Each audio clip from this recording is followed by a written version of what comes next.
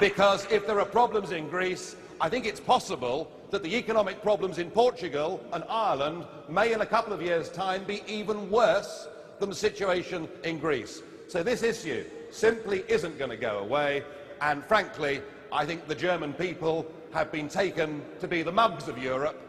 You're the ones that have been picking up the tab, and your politicians clearly are prepared to pay any price to maintain their European dream and their European project, and to hell with you, the people. So it's very, very apposite that you're here today. And the situation is getting worse because the ECB are busy buying up what are effectively junk government bonds in the marketplace, and this is going to lead to trouble.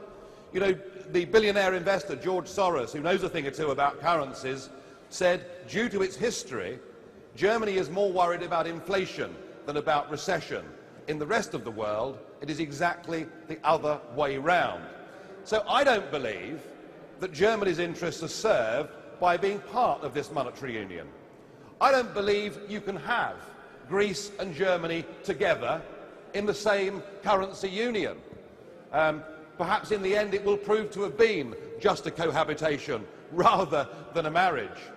But I'm afraid your Chancellor Merkel seems to use every crisis that exists within the Eurozone or within the EU project, and she and her fellow fanatics, people like Martin Schulz, who leads the socialist group in the European Parliament and who simply can't control his rage and anger against me whenever I dare to say something against the project. But they really have manipulated this Euro crisis, and it's not just, of course, that you're being asked to bail out the countries in trouble, but there are now plans afoot to put in place a full economic government based in Brussels, whereby you as a nation would even have to submit your budget every year to the unelected European Commission for approval. So that's the way we're going. And I have to say that it is time the Germans stood up and said that you've simply had enough. You're not going to pour any more money into this system.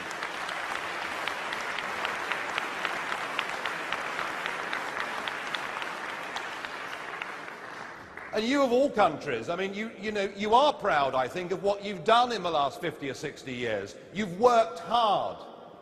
You've built a good economy. You've believed in the principles of sound money. And now you've been merged with countries with a Mediterranean climate and culture who look at things entirely different. It isn't that you're better than them, and it isn't that you're worse than them, but it is that you are different to them. And you should be managing your own country, your own economy, in your own interests. This whole project,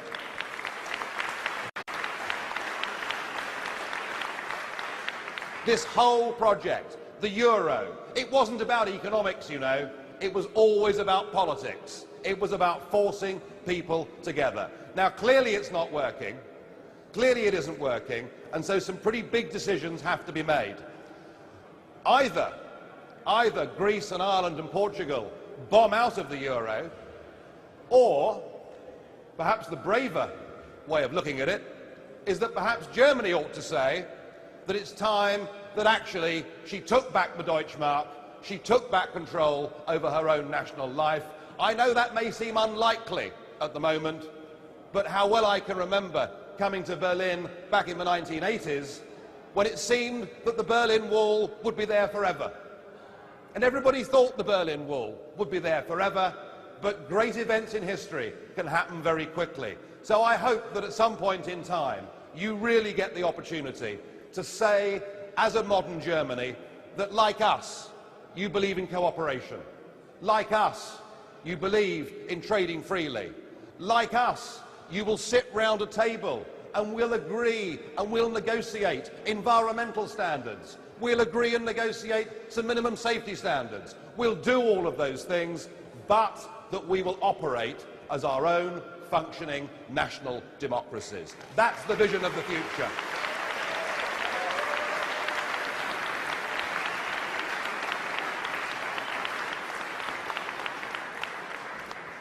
And I think there is a movement here in Germany, not just in this room, but I've been a fan for some time of Dr. Roman Herzog, your former president, who, if you remember, commissioned that study, didn't he?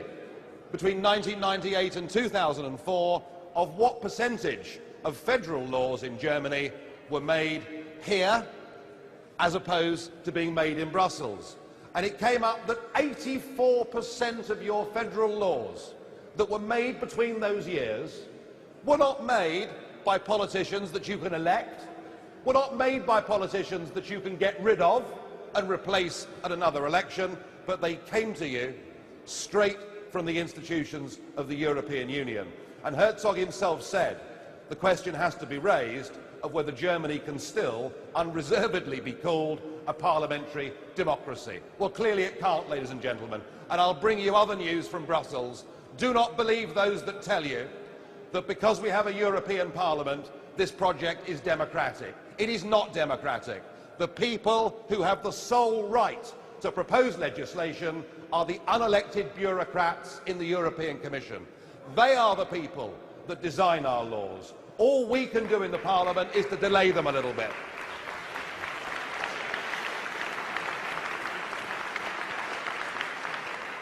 I'm often asked, well, Nigel, surely the rational thing, surely the logical thing is to fight to reform the European Union from within, to fight to democratise the European Union. And people say that, and they're genuine in their desire to push for it. But even to say that, ladies and gentlemen, is to fundamentally misunderstand what this project has been about from the very start.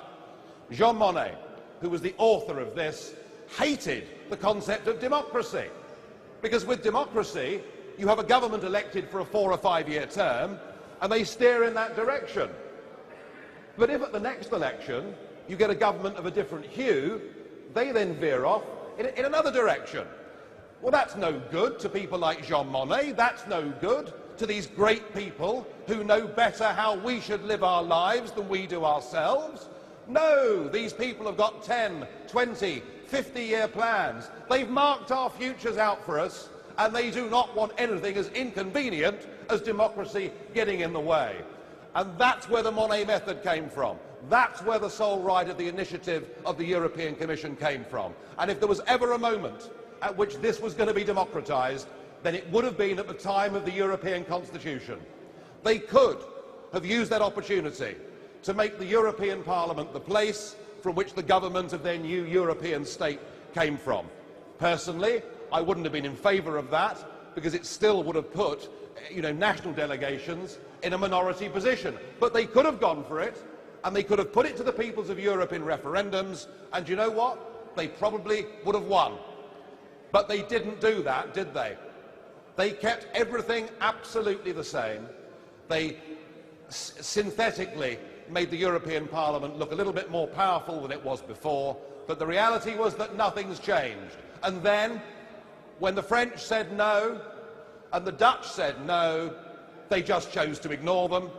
And when Little Ireland had the temerity to say no, they were forced and bullied into voting yes. That is the true face of this European Union. Ladies and gentlemen, it is not just undemocratic, it is anti-democratic, and we